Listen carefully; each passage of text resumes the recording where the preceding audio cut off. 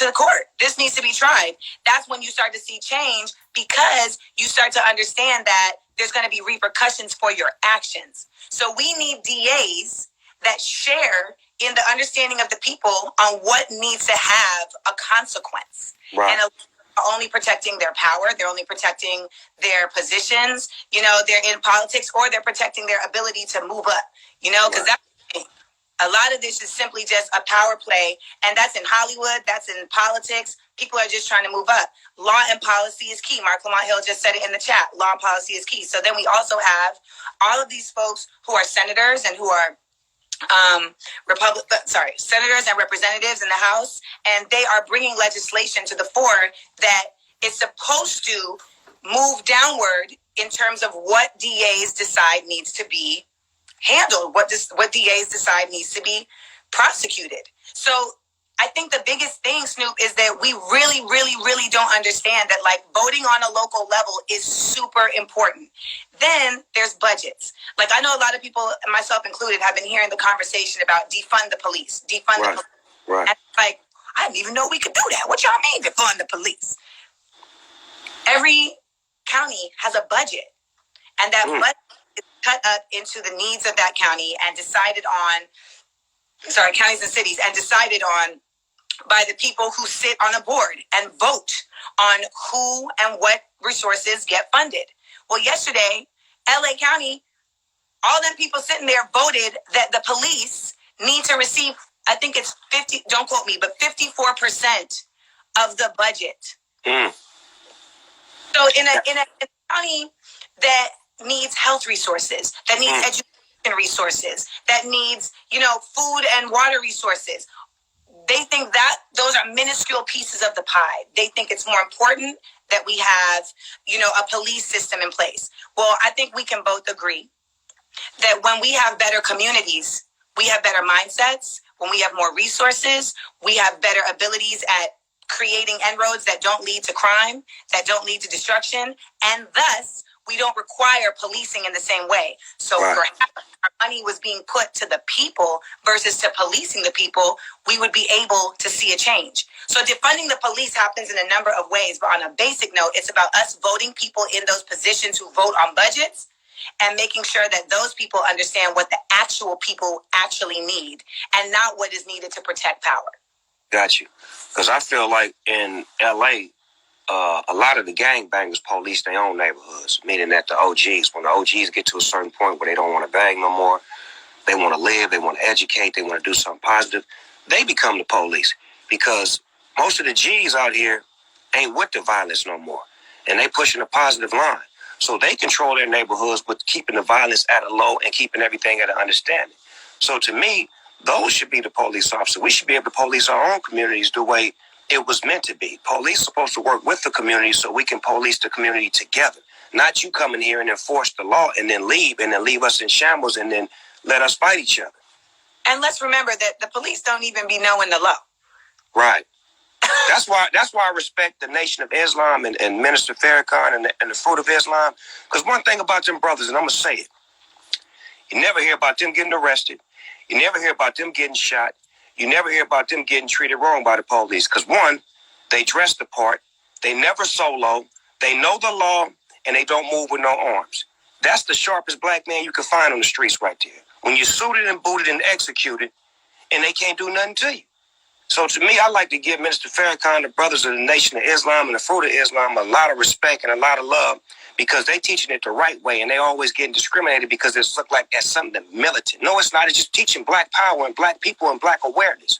Once you learn about the Nation of Islam and the Fruit of Islam, you'll find that they know the law better than the law. And once you know the law, then that way you can beat the law. Because if you don't know the law, then you up against the gun to begin with. But if you know the law and you start throwing it in their face, then they have to stop and check themselves. Well, the phrase knowledge is power is not something perfunctory. I mean, that really means something. Right. Why? It's like, I always say, never forget, they didn't want us to read. It was illegal to read. So, of course. I remember that. I remember them saying that. They were saying back in the slave days, the Uncle Tom slave would go tell the master, they back there teaching them niggas how to read. And they would tell on them, and they would have to hide the book, and they would have to learn how to read on their own time, but they would have to get rid of the slaves that would go tell, because it was always the what's that, the Lynch, the what's his name? Willie Lynch syndrome. That bullshit that we still trying to disentangle right now with the light skin, dark skin. Look at me and you. We don't believe in that bullshit. Never we have. passed the Willie Lynch. It ain't working on me and you. No, light skin, brown skin, getting it in. You know what I'm talking about? The truth of the matter is, like, and there's a dope Malcolm X clip where he just talks about, like, when the black man decides to educate himself, that's when we gonna really see change, because that's when we start looking at each other like, oh, you're me. And that's what, and we need to extend that to black men looking at black women and saying, you are me, we are us, and I have to protect you because you are a part of my business. You are a part of my, like, ecosystem, and what happens to you happens to me. And I think that when you're talking about like the learning and understanding of the law, and even understanding our own histories, all of these things are things that were kept from us. So actually engaging in doing that is seen as a violent act to many. How dare you try and learn the shit we tried to keep from you? How dare you? So that's why, like, I preach, and I don't even mean to be preaching so much, but sometimes I really just feel like I'm just trying to encourage folks to really open their eyes to the ways in which, like, these folks have done so with such ease. Right. They dismantle our ability to build our own platforms to freedom. But you got to know your calling. You got to know your calling. If you're a preacher, you're a preacher. You can't deny your calling. That is. Or like my grandmama used to tell me this, rest in peace to my grandmother, but she used to always tell me this when I was like 7, 8 years old. You're going to be a preacher. You're going to be a preacher. And I'm like, Granny, you don't know what you're talking about. But as I live now in my world today, I feel like I am a preacher because I preach and I speak to the people and I am the voice of the unheard. And I feel like you the same. Like, we can't run from our calling. People depend on us to have these kind of conversations, to put the information in the air and to stand tall and to stand firm on who we are and to stay who we are no matter what the situation is. And that's really what I stand on. You know, we've gotten to such a place of deceitfulness and distrust that, like, folks can't even recognize a real one when they see one. That's always been my problem. I've always been able to tell a motherfucker they was real. Even if I wasn't supposed to, I'd jump across the street to tell a motherfucker how real they was.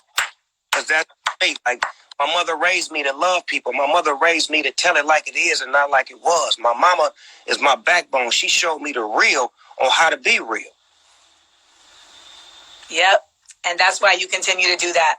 And, you know, I really appreciated your willingness to come forward and say, like, you know, I could have done that different. You know, like that's right. Like, that's real. Like, we all. When you're wrong. Look, man, when you're wrong, you're wrong. And that's one thing about us as black men. We have no problem with saying we're wrong. But we have a problem when you're wrong and you don't say you're wrong. Because we're going to try to fix our problem because we already oppressed. So we know that we up against the gun. So we know if we're wrong, we're going to fix it. And that's why I wanted to be a great example to people that let them know, look, Snoop Dogg, he made a mistake. And he apologized in front of the whole world to let you know it's okay. It's okay to apologize. It's okay to cry. It's okay to have feelings. It's okay to have emotions. This is part of being a human being. Snoop, I know so many brothers who are more afraid of feelings than bullets. And until we really start dealing with these things and these traumas, these people are going to continue to use those traumas as triggers for us to shoot ourselves. That's why we are important. This conversation was important. Thank you, Amanda, for letting me in. I don't want to take up all your time, but thank you for letting me in. And thank you. I'll be doing the Small Doses Forum. They need to see this brotherly, sisterly love right here. You know what I'm talking about? See?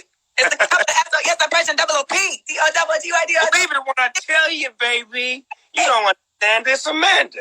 Back up. I love you. Love you back. Have a great day.